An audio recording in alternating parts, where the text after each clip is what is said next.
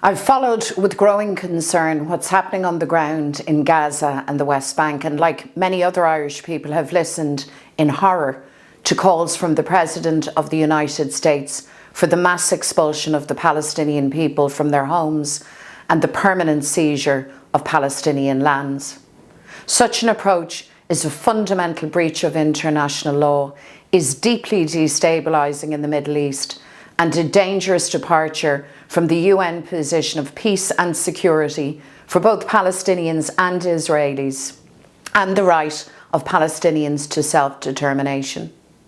The ties between Ireland and the United States are historic and run deep. There are deep bonds between Sinn Féin and people in the United States who supported peace and prosperity in Ireland. These relationships are valuable and enduring. The US is a valued friend of Ireland. Their work in helping to achieve the Good Friday Agreement stands as a clear example of successful US foreign policy.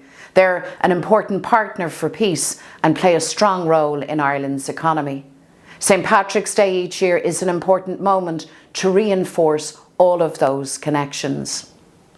But there is also an onus on us to speak honestly and to act when we believe a US administration is wrong, catastrophically so in the case of Palestine.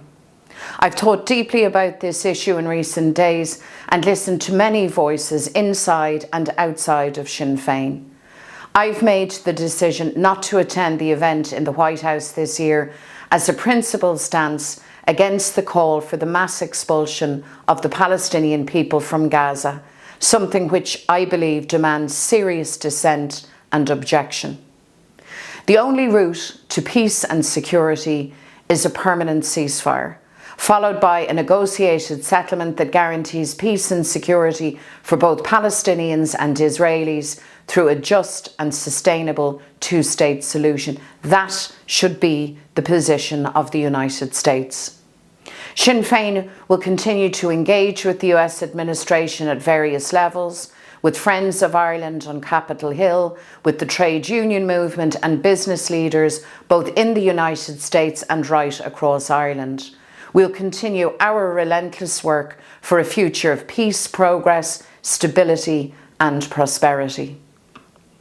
An Taoiseach will attend the White House for his bilateral engagement with the United States President. It is he who represents the Irish people and will have the opportunity to speak on behalf of Ireland when he meets the American President.